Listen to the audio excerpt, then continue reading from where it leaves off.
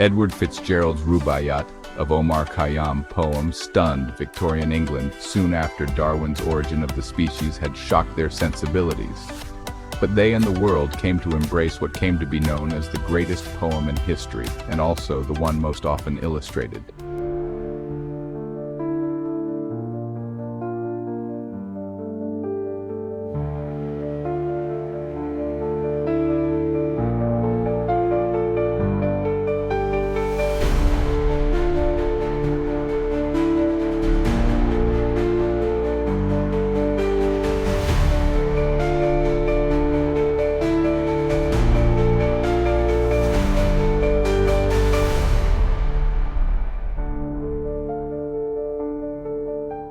Omar had the deep and grand ideas, but it was Fitzgerald, as a kindred soul and poet, who dressed them in such fine clothes, attracting the world to them forever.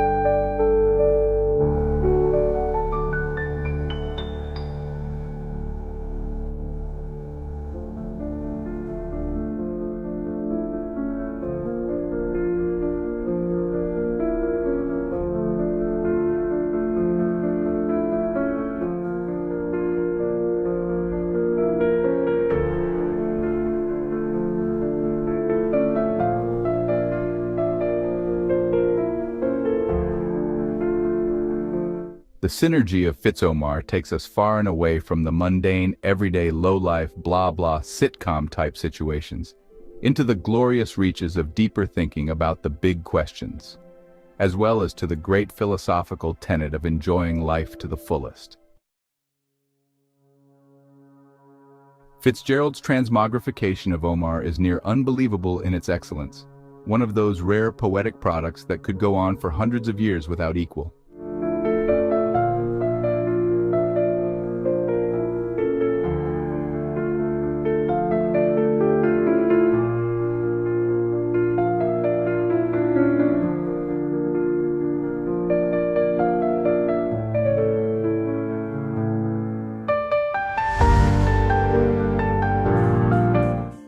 Shelley was close, in his poem Adonais, as well as was Thomas Gray, in an elegy written in a country churchyard.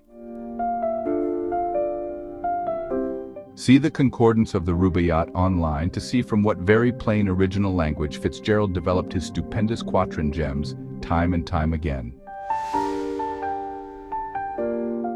He even discarded some quatrains because they were merely quite masterful, instead of meeting the perfectly superb standard he had set for himself. I have restored them. All things roll on impotently by Omar. We are, as Shakespeare noted, but actors in a play, strutting and posturing. When were we ever responsible for how we were or are at any given moment? What benefit to life then? I suggest it is experience, which can be mostly a joy. With Omar's love, drink, food, friends, adventure, romance, and feeling right up there, although transient but ever of the glorious now, and generally free of shame and blame, being in the paradise of right here, plus we being just as organic as anything else in nature and thus no more important willy-nilly blowing.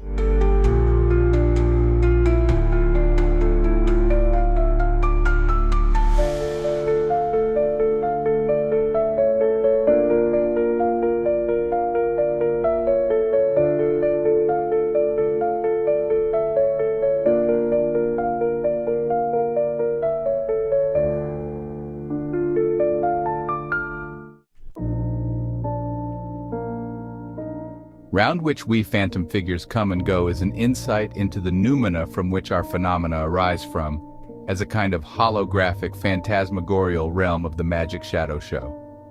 What lies behind is difficult to get at, but there has been some progress, such as deep insights into our brain networks.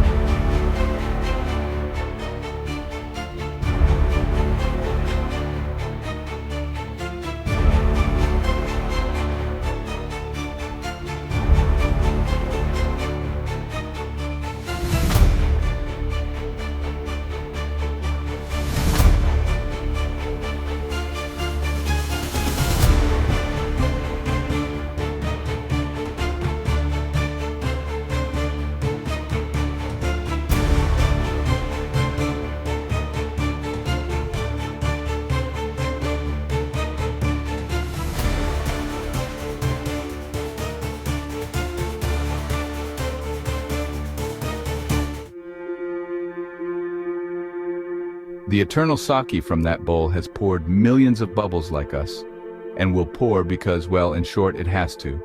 All things happening over and over again for all time. It's deja vu all over again.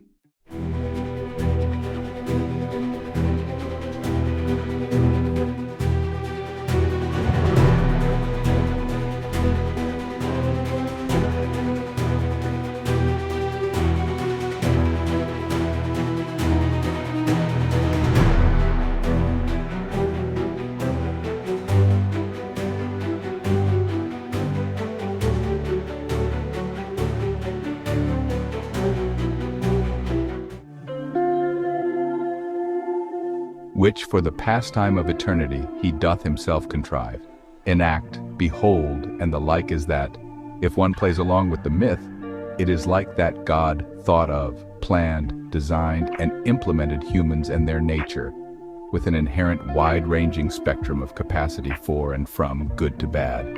However, in this myth, take God bears no responsibility for his recipe, expressing itself in just the way he all-knowingly intended it to. Why his surprise and disappointment?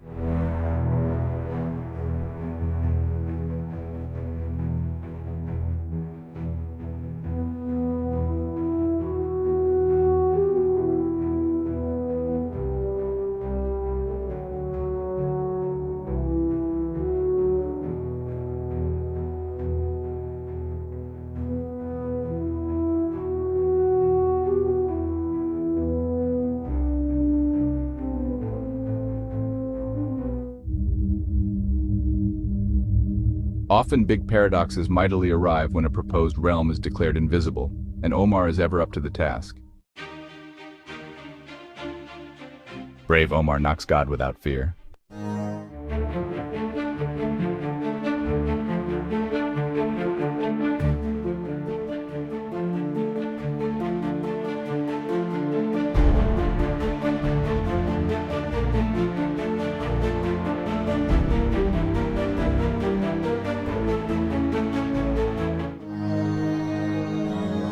When you shall be you no more, and a naked on the air of heaven ride, and the like. It is perhaps that they're not really a redundant soul ever living on, made of some invisible angelic vapor that duplicates and preserves our brain neuron network, which readily maintains what is already you just fine in some essence of an already evolutionarily expensively formed brain.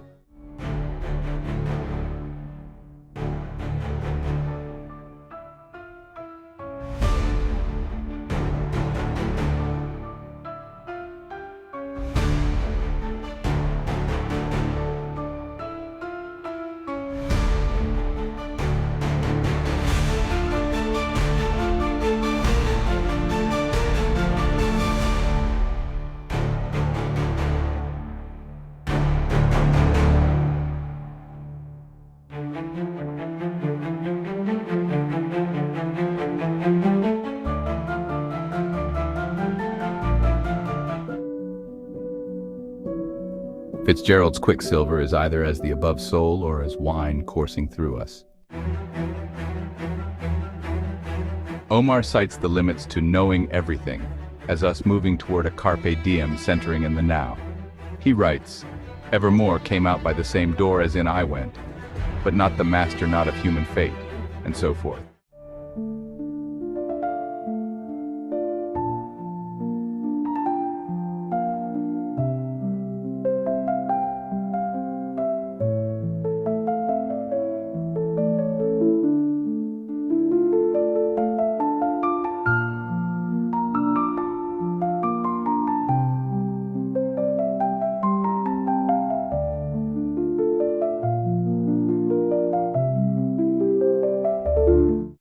Not being able to know is the same dilemma facing his impotent great wheel itself. And so Omar unveils his basic human philosophy for the human condition, the central tenet being the primacy of the now, over unborn tomorrow and dead yesterday.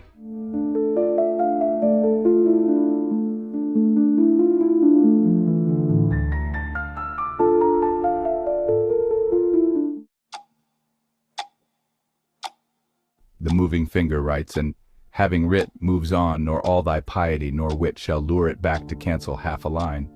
nor all thy tears wash out a word of it.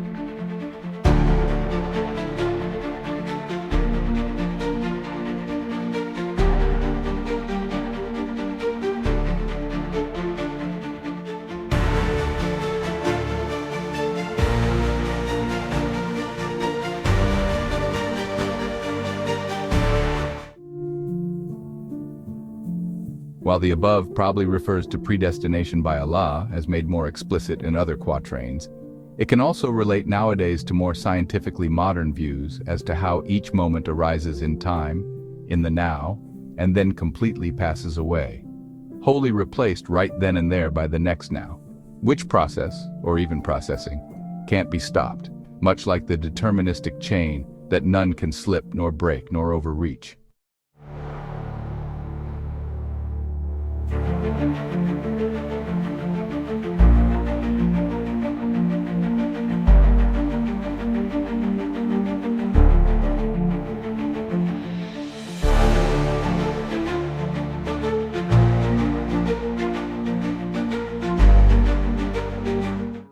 Whether there is being or becoming as eternalism or presentism is still an open question. We don't know the mode of time, for either mode would have the same appearance to us.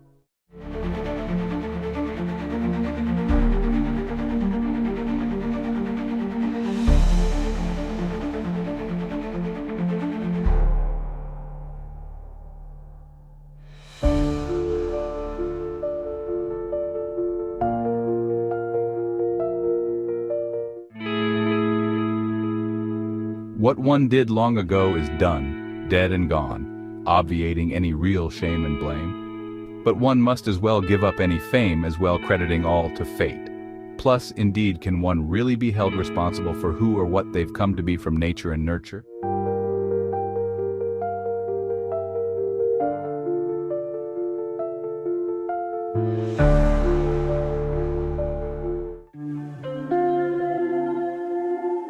While Omar rails against a predestination by God, it is for other godless reasons that determinism might still be much the way events have to be, but for some possible quantum-level randomness, if any, which damages the will anyway, harming it, not helping it at all, as much as we somehow wish to think that our will can be free of itself, or that we, or any part of physical nature, can do the same to somehow be self-made entities as many first causes.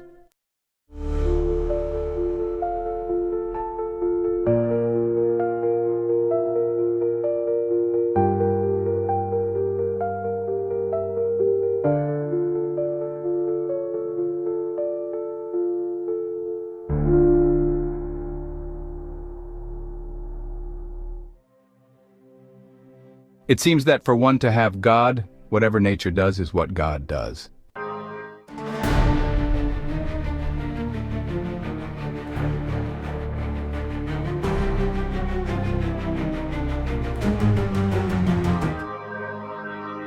Omar reveals that an ultimate basis without origin, such as his causeless great wheel standing in for the eternal basis, cannot even know its own reason for existence, and is powerless over this and its state, with no choice given to it for its being, it having to do just what it does and naught else, much as we may also have to admit to.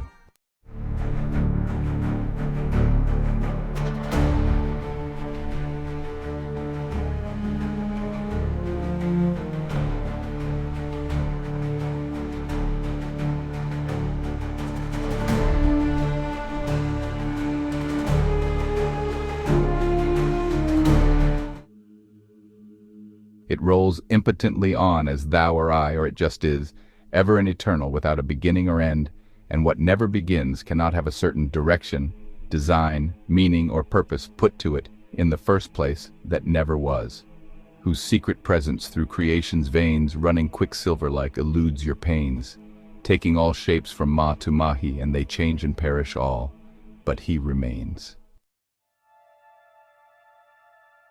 Therein the quantum fields are the quicksilver.